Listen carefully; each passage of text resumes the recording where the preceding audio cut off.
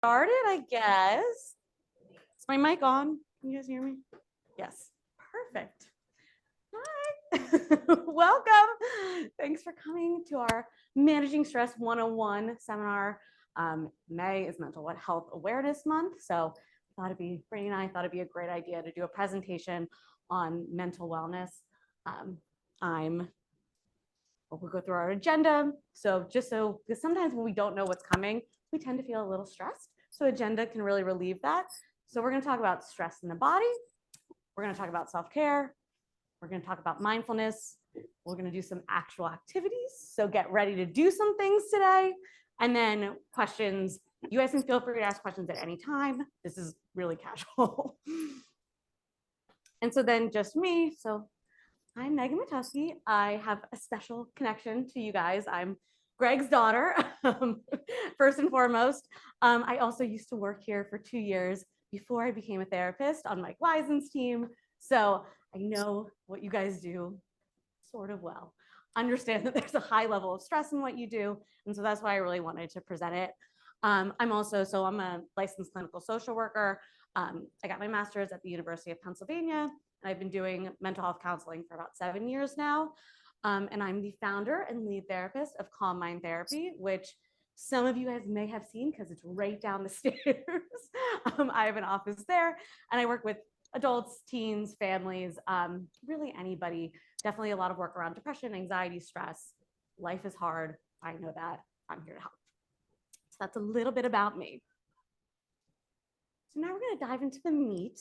So we're going to do like a little bio 101 course. Some of you guys might remember some of this information. And if not, it's just going to be a real fun refresher. So we're talking about stress in the body. So stress and like our stress response is a biological advantage. Stress is actually really, really important in being a human being and being a human being that can survive throughout all of time. You know, if we don't have stress, we're not running away from lions, we're not swimming away from sharks, we're running up and trying to hug poisonous snakes. We need stress. It's very important in keeping us alive. And so while stress may be kind of a pain right now, when those stressors may not be as life-threatening, it's still very important to us. And really the way stress kind of breaks down, we're looking at our nervous system. So this is kind of the system that controls our whole body. And we're looking through the sympathetic nervous system and the parasympathetic nervous system. And so stress really lies in our sympathetic nervous system. This is where, something happens. We get an email where it's like, I need to get this proof in 10 minutes. Like, you got to get it back to me real fast. Immediate heart rate spike, like, oh my gosh, I got to get this done. Your body is responding to that. So we're immediately flooded with adrenaline and cortisol hormones. So your body sees that trigger, says, oh God, I got to get this done, flooded with stress responses. And we know this direct system is what we like to call our fight, flight, freeze, fawn response, which, again, very normal and very important when we were trying to fight off lions, because we want to be able to see a lion and run away. Now we still have those responses where we might get triggered into fight mode, where somebody says something kind of snarky to us at the coffee shop, we go into battle. We're triggered, the adrenaline's up, we're ready to fight. Or flight. Somebody says something mean to us at a party, we leave. We're done, we're not dealing with this, we get out the door because we're triggered. Freeze is passing out, or just if I can stay as small and still as possible, maybe all of the danger will leave and I won't have an issue anymore. And then fawn is like kind of the newer one, which is this idea that maybe if I can befriend the threat, there's somebody on the street that's yelling, if I befriend that person, maybe they no longer become a threat to me. So this is all happening within our body without us even knowing. Most of the times we're not even aware that these systems are getting triggered and we're going into these automatic survival responses, and our body doesn't know the difference between a lion and an email with a 10-minute deadline. It feels exactly the same. And so on the inverse side of that, sympathetic nervous system, very involved in stress, parasympathetic nervous system, totally involved in recovery. So, we get that email, we get stressed, we get our project done, we send it in. Then our parasympathetic nervous system starts to wind us back down and says, hey, we're safe, stress isn't here anymore, we're okay, and we kind of come back to that homeostasis. So these two systems are always kind of working in line with each other to ramp us up and then bring us back down. And so we know, so like stress is just not an emotion, it is a physical state. We feel it in our bodies. It lives in our nervous system. It lives in our bodies. And so initially there's a lot of ways. So it's like, if we think about just a moment of stress, it's our heart rate starts to spike. We're breathing really fast. Maybe we start to sweat. Those are those initial signs of stress. But also chronic stress. So, most of us are not dealing with just one stressful thing a month. Most of us are dealing with many stressful things every single day, which can cause a state of chronic stress, which leads to these more kind of significant physical symptoms. So we have chronic fatigue, being tired all the time, because if we're always at a 10, because we're always really, really stressed, we're going to be exhausted because we're not meant to be in that high level state all the time. That also goes with insomnia.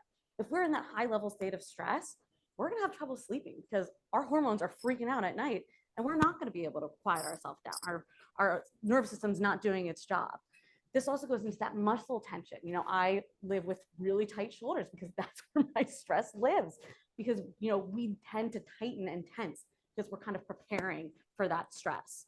Stomach issues, nausea, like, with little kids, oftentimes if they're nervous about something, they'll complain about a stomach ache. That's stress, and that's a physical response to being stressed. Teeth grinding, respiratory changes, our breathing really gets impacted. We're not breathing as deeply and slowly as we would like. We're breathing fast and quick and not actually getting the air into our system. And then also we know this can lead to long-term cardiovascular problems, with heart disease, heart attacks, because when our blood pressure is so high because of stress, our body is going to respond to it. Any questions? Feel free to ask. Also don't, because it's terrifying to raise your hand in a group full of people, which will cause stress. So totally understood. And so like our first kind of step into all right, Megan, you just told us all this horrible shit about stress, and that's really scary, and I don't like it. Now we're moving into how do we manage that stress? Because the good thing is we actually do have a lot of tools to kind of counteract our body's natural chemistry. And so like our first kind of like overarching idea is self-care, which personally I think kind of is overhyped and maybe misaligned and misused right now. Self-care is not just like eating bonbons in your robe and like taking a bath. Like it's actually a pretty complex system of what it means to really be taking care of ourselves. And so I like this because it kind of breaks them down into different categories. And also even for each one of you to think about, are all these buckets filled for me, or do I need to work on my self-care in these specific areas? So we have emotional self-care. So that's really taking care of our emotions and how we're feeling in a particular moment. That can be going to therapy, that can be journaling, that can be talking to a trusted friend, doing some art projects to get out emotions, whatever it is to really just notice and express what we're feeling. Mental self-care, like that's that intellectual side of us that's curious, that wants to know, that wants to learn, that's reading the newspaper, that's taking a class, that's going to a wellness presentation to learn more. Those are all signs of mental self-care. We also have spiritual self-care, which can be, more organized in a religious form, or it can just be a sense of you and something greater than yourself. It could be going into nature and just kind of feeling connected to the world.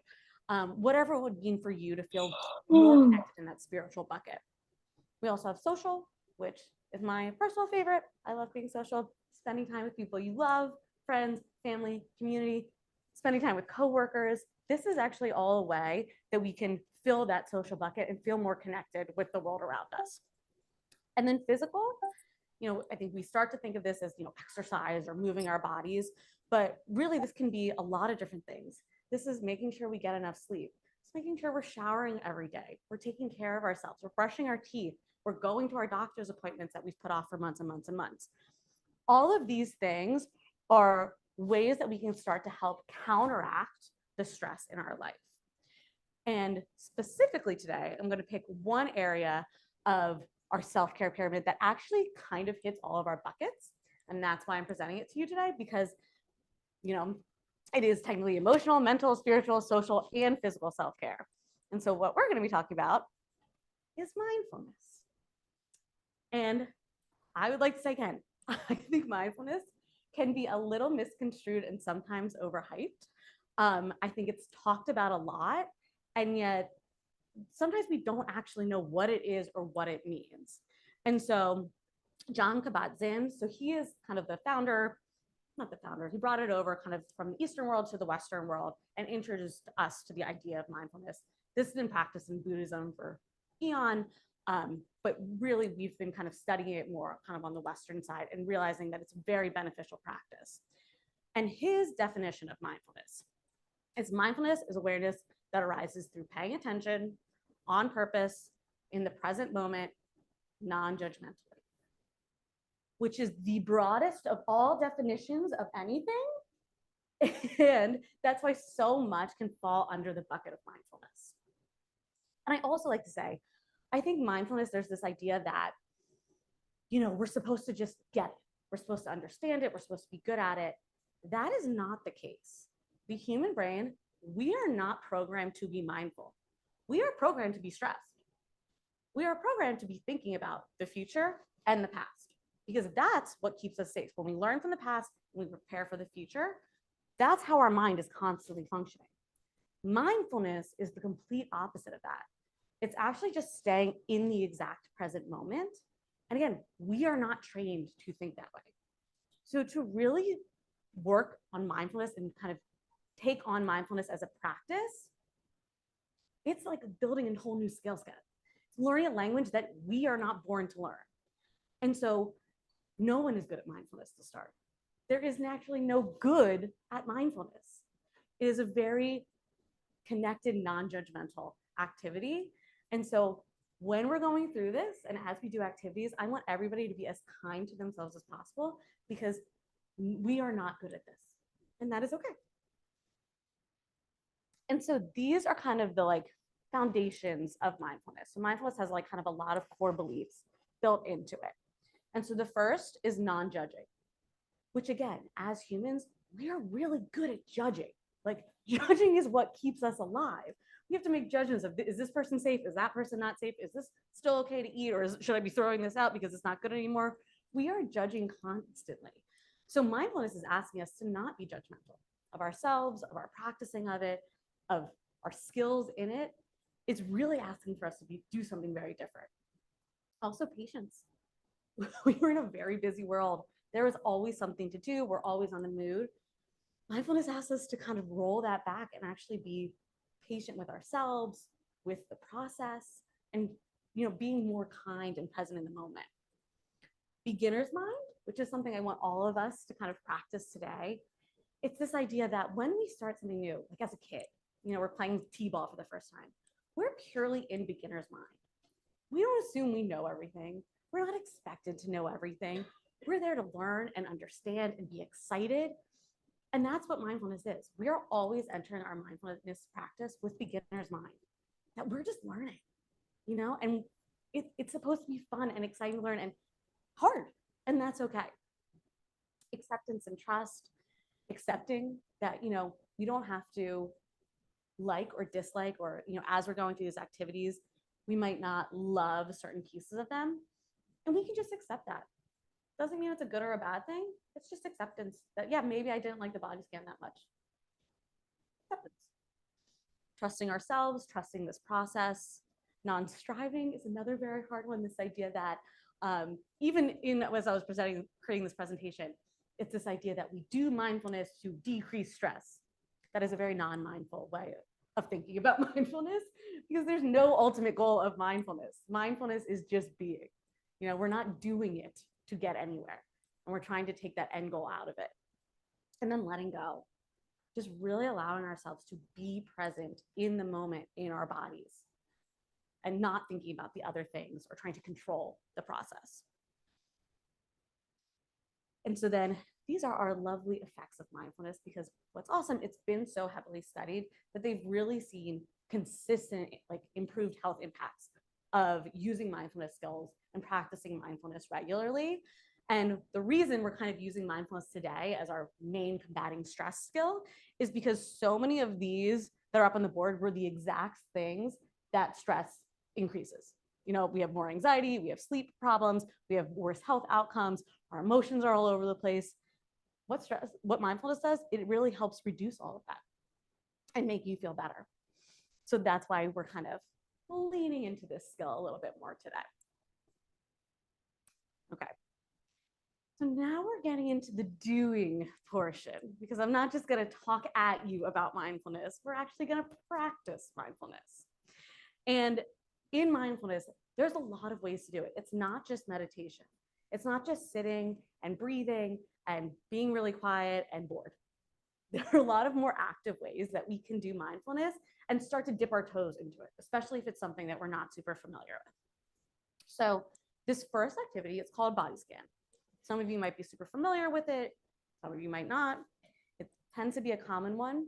But what it's using is, because again, we're always trying to get back to that present moment. And so with a body scan, what we're trying to do is use our bodies as our anchor to the present. And so I'm going to kind of do a guided visualization with you all.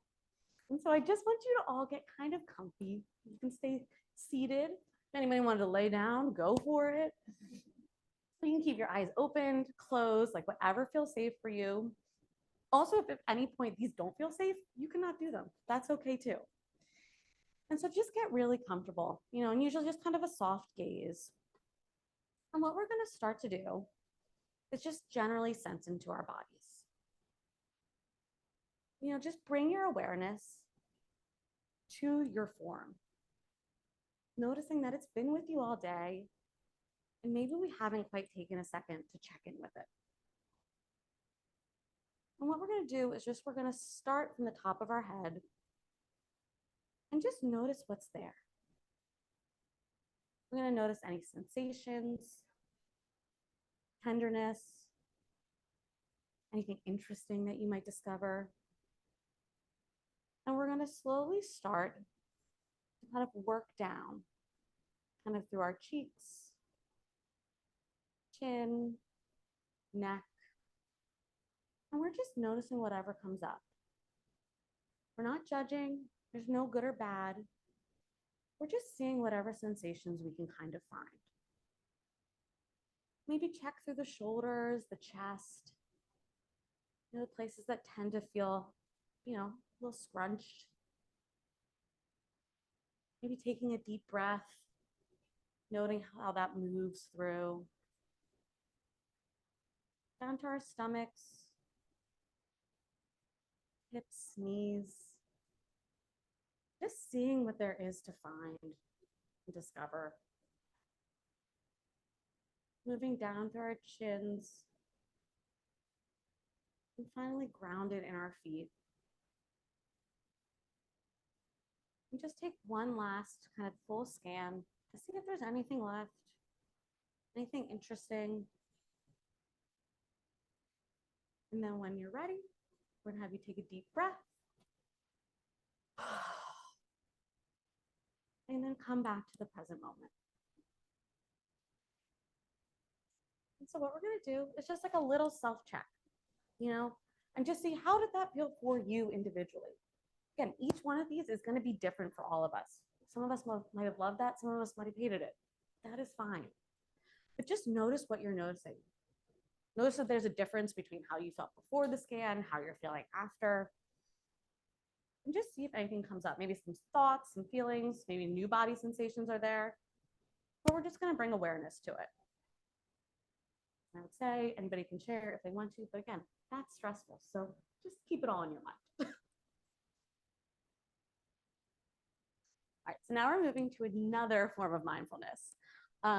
This is one of my favorites because it's a little bit more active, and it's called the monkey tap. And so this actually comes from studying primates, and they found that monkeys tend to tap themselves when they need moments of like calm or relaxation. And so naturally, we were like, does this work on humans too? And so we stole that and found that we can also help ourselves relax through this kind of slow, grounded tapping motion. And so for this one, all you guys are gonna do is you're gonna cross your arms over your chest, and either you can like, hook them like kind of a butterfly, or just have them straight, no right or wrong. And just kind of notice that pressure there, that like reassurance that you're here, your hands are here. And what we're gonna do is just very slowly tap back and forth.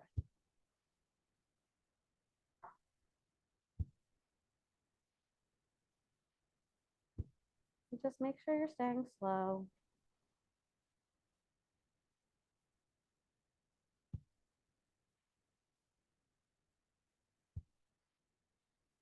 I'm just gonna pause and just check in. What are you noticing? How did that feel? What came up for you in that moment? And then we're gonna do one more round and just see if anything changes. So just one more time. And take deep breaths. We're just slowly. Make sure you're moving at a slow pace.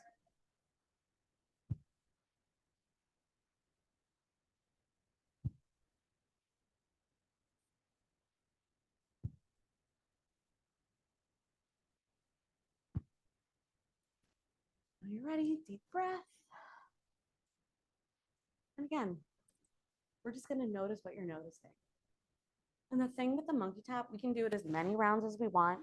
If it feels good, we can kind of continue that slow paced tapping. And also, we always want to pair it with some breathing and just checking in on ourselves. The also interesting thing too with the monkey tapping, we can use it as a way to regulate and kind of calm ourselves down.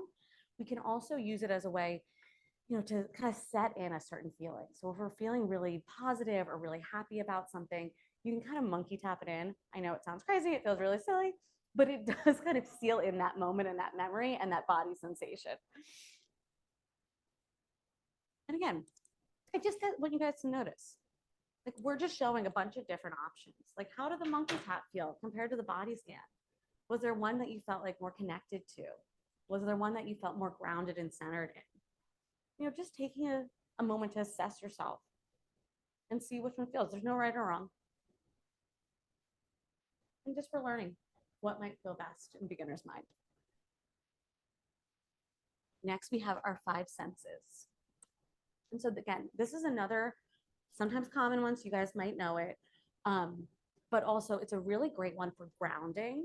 So when we start to feel really stressed, when we feel that like stress really taking over our bodies and we're feeling kind of outside of ourselves, this 5 senses activity is what we use to help us bring us back to the present using what is around us.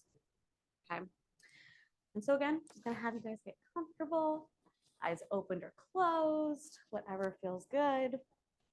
I lied. Technically, I need your eyes open because I need you to see. But after you see, you can close them again. And so the first thing, I just want you to kind of maybe look around, start noticing 5 things that you see. Maybe count them, name them. Is there a certain shape, color, size? Just what is physically around you in this space right now. And once you notice 5 things that you see, we're going to do 4 things that you feel. Is it the floor, your feet on the ground, in your shoes? You notice the clothing on your skin, maybe the coolness of the chair. Kind of feel the breeze from the air conditioner. Just notice, use that feeling of touch to notice what's around you. Then we're going to move to 3 things you hear. Is it that ambient noise, the air conditioner, that like creaking sound over there? Is it my voice? Can you hear yourself kind of moving in your chair? What are 3 things that you just notice around you in this present moment? Then next we move to 2 things you smell. You can just notice the smell of the air. Are you wearing a perfume? Does your shampoo have a certain scent? Sometimes we can use this with, essential oils or an herb, something that has an extra special scent to it. But just noticing that our sense of smell is always working. And it's always aware of the present moment. We don't always check in with it. And then one thing you taste, which, you know, sometimes can work if we have like a candy or something, but are we drinking a coffee? Are we noticing water? Is there a flavor of lunch still lingering? All of that is fine. We're just noticing what we feel. And again, the goal of this is just to help us be brought back to the here and now. And again, just self-check. So now we've done 3 different activities, all in different kind of realms of mindfulness. How are you feeling in this moment? You know, were ones easier, were ones harder to get into? Did you find yourself really being able to check in with your sense of touch, but your sense of taste was a little harder? We're just learning about ourselves and how we're able to connect to the present. And finally, this is our last one. This is called a peaceful place visualization. And so for this one, you can close your eyes or you can keep them open, just a soft gaze. Again, getting comfortable. And what I want you to do is just start to imagine a place that feels peaceful to you. It can be real, it can be imagined, it can be a place that you visited or wanted to visit, seen a picture of. Anywhere that feels like this is my place of calm. Sometimes in nature tends to be nice. And what I want you to first do is just start letting this place really come into your mind's eye. You know, notice, are there any sights, sounds, smells, tastes? Can you sense this kind of world around you? And I just want everybody to take a deep breath.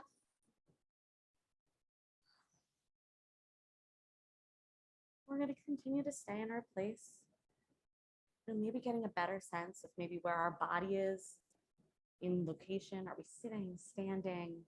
Can we feel the ground around us? Is there a calming sound? And whatever else helps us feel really connected and in our place.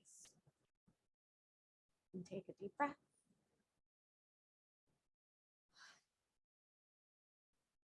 What we're going to do is just in this last minute, take in all those sights and sounds. Allow yourself to be fully enveloped in this place that is solely yours. And just notice that you can come back here anytime. And with that, just allow yourself to come back to the present moment and know that you can always return. So we're just going to self-check again. How did that feel? We've done 4 mindfulness activities, all in different realms. You know, how is your body feeling in this moment? What are you noticing? What might you still need? Just give yourself a moment.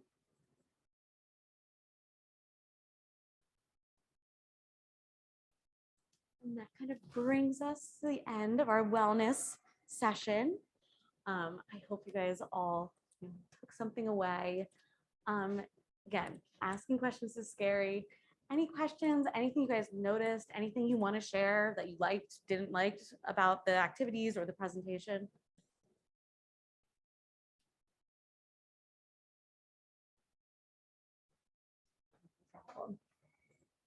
And again, I'm going to be here a little bit after, so if there's anything that you want to talk to me about, ask me about, more than happy. And again, this is me, Online Therapy. We work with teens, adults, families, anxiety, depression, trauma, family conflict, but really the whole gambit. And the location is here. So I'm right downstairs, very convenient for you all. And yeah, happy just to help, also say hi. I'm around, more than happy to connect with you all. And then just have a stress-free day, or as much as you can. Feel free to follow us on the socials, Instagram, Facebook, and that's also our my email and our website, so you can always contact me there as well.